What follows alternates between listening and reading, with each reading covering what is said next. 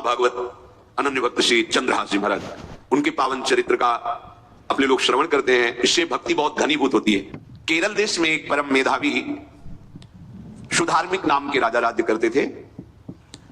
धर्म पूर्वक चलना, प्रजा का पालन करना और भगवान नाम जप करना, शास्त्र विधि से बिल्कुल कभी प्रतिकूल एक भी आचरण जीवन में नहीं किया। तो उनके यहां महाभागवत चंद्रहास जी का प्रादुर्भाव होता है। भगवान के भक्तों का जिस कुल में प्रादुर्भाव होता है, वो कुल, वो ग्राम, वो नगर, वो देश परम पूजनीय हो जाता है। ये महाभाग्यशाली मूल नक्षत्र में प्रकट हुए। लौकिक में अमंगल माना जाता है और भाव में देखो तो मूल कौन है? नक्षत्र भगवान। ऊर्ध्व मूल मथा शाखा सत्यम प्राहुरभ्यम, सबके मूल कौन है? श्री भगवान। किस नक्षत्र में पैदा हुए? मूल में, भगवत स्वरूप। और लोक में माना जाता है कि मूलन में पैदा हुआ है लड़का, अमंगल है, कुछ नष्ट ही होगा, संसार बड़ा विचित्र है। जैसे बालक रोता है ऐसे उनकी आवाज निकल, कृष्ण कृष्ण।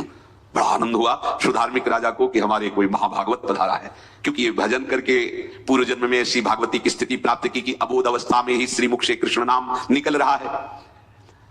आनंद उत्सव मनाया जा रहा है। राजा है, राजकुमार प्रकट हुआ। और दूसरी बात, वो स्वयं भक्त है और भगवान का ऐसा भक्त जो जन्म लेते ही कृष्ण नाम उच्चारण किया। ये आनंद ज्यादा दिन टिका नहीं। रोज बधाइयां हो रही, आनंद उत्सव मनाए जा रहे। शत्रु पक्ष के राजाओं ने मिलकर कहा यही अवसर है, आक्रमण कर दिया जाए और केरलाधिपति का सब पूरा महल घेर करके कोई एक भी न बचने पावे। शत्रु पक्ष के राजाओं ने घेर लिया, आसपास से राजा और सैनिकों ने घेर लिया। अब वो असावधान थे, आनंद में पुत्र हुआ है, बधाइयां, कोई संभावना ही नहीं थी। गुप्त रूप से शत्रु पक्ष के राजाओं ने आक्रमण करके घेर लिया।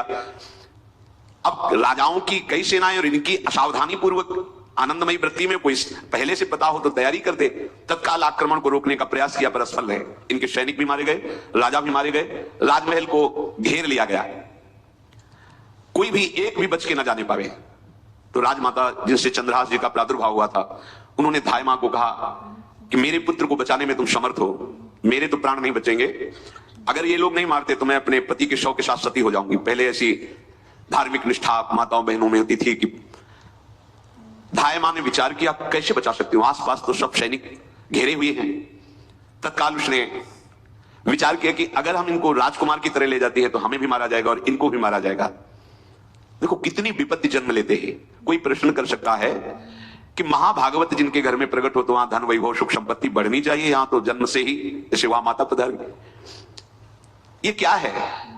तो श्री भगवान स्वयं कह रहे हैं यस्य तुष्टो हम पार्थ वित्तम तस्य हराम्यहम् करोमि बंधु विच्छेदम सच कष्टेन जीवति। हे अर्जुन, मैं जिस पर बहुत प्रसन्न होता हूं, आप अपने ऊपर भगवान को बहुत प्रसन्न करना चाहते हैं? बहुत प्रसन्न करने में ये है, देख लो। कह रहे जिस पर मैं बहुत प्रसन्न होता हूं सबसे पहले उसका ऐश्वर्य नष्ट करता हूं।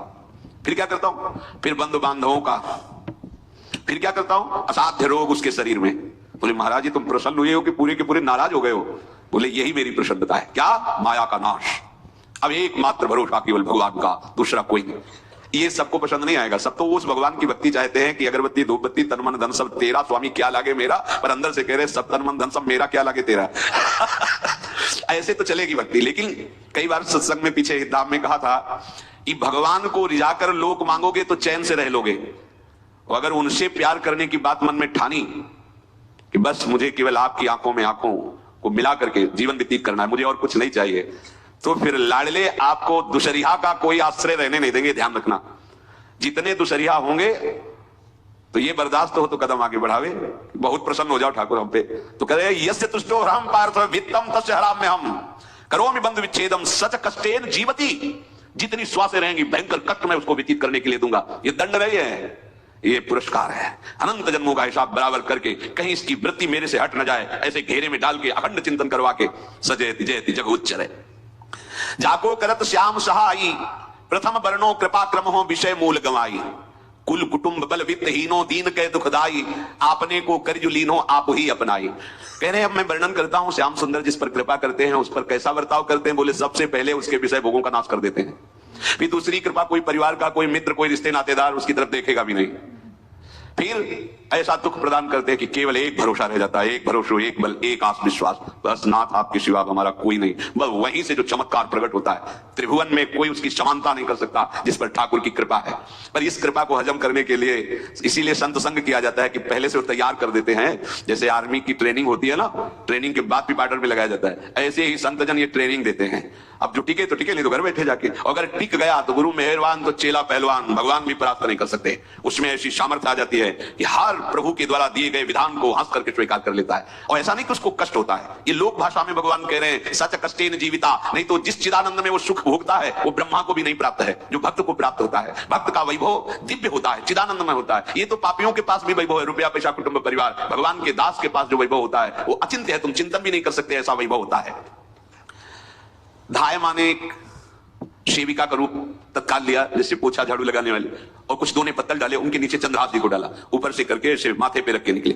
सैनिकों ने पूछा इसमें क्या है, तुम उनका राजघराने के दोने पत्ते जूठे दिखा, ऐसे नीचे किया तो लिखा सब ऊपर जूठन पर, चल निकल जल्दी भाग यहां से निकल। बस वो भागी, बचा ले गई।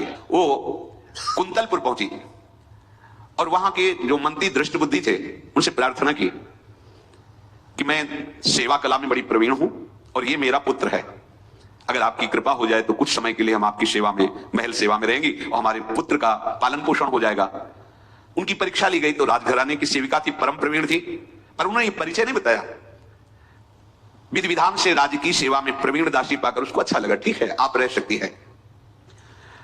अभी चंद्रहास जी 3 वर्ष के ही थे कि धायमा पधार गई और हर समय कृष्ण कृष्ण कृष्ण कृष्ण कृष्ण नाम इनके चलता रहता था। अब जो उनका दुलार करने वाली थी धायमा, वो भी पधार गई तो कौन उनकी तरफ देखे, पर बहुत ही गौर वर्ण, बड़े ही सुंदर। अब वो गलियों में भटकने, निकाल दिया महल से जब धायमा मर गई, क्योंकि धायमा की सेवा कारण उनको रखा गया था। 3 वर्ष के बालक गलियों में, तो कोई भी मां देखती उनको तो कोई उनको वस्त्र पहना देती, कोई भोजन करा देती। ऐसे ही भगवान के भक्तों की बड़ी विचित्र लीला होती है। यहां चंद्रहास जी को जो भी माता बहन देखती कुंतलपुर के गलियों में, तो कोई वस्त्र, कोई स्नान करवा देती, कोई काजल लगाती, कोई भोजन पवा देती। परमहंसों जैसा जीवन कट रहा है। कृष्ण कृष्ण कृष्ण कृष्ण। 14 भुवनों में जिनकी अव्याहत गति है, जो सबको देखते रहते हैं, श्री देवर्षि नारद जी। ये कृष्ण कृष्ण बोलता है बालक, और इसका हरि के सिवा कोई नहीं। तो एक दिन एकांत में बैठे हुए थे बालक चंद्रहास जी, नारद जी पधारे हैं, भाई जी से मिले हैं। स्वप्न में कितने महापुरुष मिलते हैं जो भजन ठीक से करते हैं, ये बड़े बड़े महापुरुष आकर के उपदेश करते हैं। ये त्रिकाल सत्य हैं, कोई ऐसा नहीं है कि ये कहानी है, अभी हैं। जहां आप भगवत चिंतन करेंगे तो आपको परिचय बड़े बड़े महापुरुषों का मिलने लगेगा। नारद जी आए तो देखा आंख बंद किए हुए चंद्रहास जी कृष्ण कृष्ण कृष्ण कृष्ण कृष्ण ऐसा उच्चारण कर रहे हैं। त्रिकालज्ञ सर्वज्ञ नारद जी ने देखा कि ओहो, इतना छोटा बालक और कृष्ण कृष्ण बोल रहा है। नारद जी ने स्पर्श किया दुलार करते हुए, सुनो आंख खोलो। आंख खोल के देखा श्री देवर्षि नारद जी। नारद जी ने कहा देखो हम तुमको एक अमोघ वस्तु देते हैं, और एक छोटी सी शालिग्राम की, इतनी बड़ी शालिग्राम का जो वो दिया, बोले धो के पी लेना और दिखा के पा लेना, ये तुम्हारी सेवा पद्धति है। अर्थात स्नान करा दिया और जो तुम्हें मिले इनको अर्पित। तो उन्होंने विचार किया कि धोने के लिए, स्नान कराने के लिए पात्र चाहिए, भोग लगाने के लिए पात्र चाहिए। तो जैसे कोई पान की बीड़ी नहीं, तो ऐसे कपोल में शालिग्राम को रखे रहते हैं, कोई पात्र नहीं, कोई सिंहासन नहीं, यही धुल गए चरणामृत अंदर जा रहा, जब पाएंगे तो ये पा लेंगे साइड में ऐसे करके, फिर निकाल के तो यहां कपोल में रखते छोटे से शालिग्राम चंद्रहास जी। और उपदेश किया भगवान के मंत्र का। जब कोई भगवत प्राप्ति के लिए चलता है तो भगवान ही गुरु रूप से प्राप्त होते हैं, वहां तक तुम्हें पहुंचा देते हैं या उन महापुरुष को आपसे मिला देते हैं। जब कोई भगवत प्राप्ति के लिए जहां चलता है तो ये भगवान अपनी तरफ से कृपा करते हैं।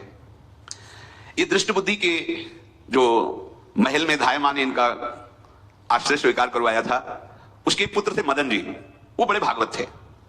और एक पुत्री थी जिसका नाम था विषया, वो बड़ी सुंदर थी, अभी छोटी अवस्था की थी। मदन जी का स्वभाव था भक्तों को भोजन पवाना। जो भगवत भाव के जन होते हैं उनके हृदय में ऐसा उत्साह होता रहता है कि जो वैष्णव हैं, संत जन हैं, इनको भोजन पवाने का मतलब श्री भगवान को भोजन पवाना। भक्तमाल में भी वर्णन है कि जैसे गर्भवती मां को आप कुछ भी पवाओ तो बालक की पुष्टता अपने आप होती है, ऐसे संतों के हृदय में भगवान विराजमान प्रकट रूप से हैं। जब हम संतों को भगवत भाव से भोग पवाते हैं तो साक्षात भगवान ही पाते हैं। और मदन थे भगवत भाव के, तो उन्होंने बुलाया बड़े बड़े भक्तों को और ब्राह्मणों को। जब ब्राह्मण और भक्त पा रहे थे तो खेलते खेलते चंद्रहास जी भी वहीं चले गए और उन्होंने भी वहां प्रसाद पाया। अब बड़े बड़े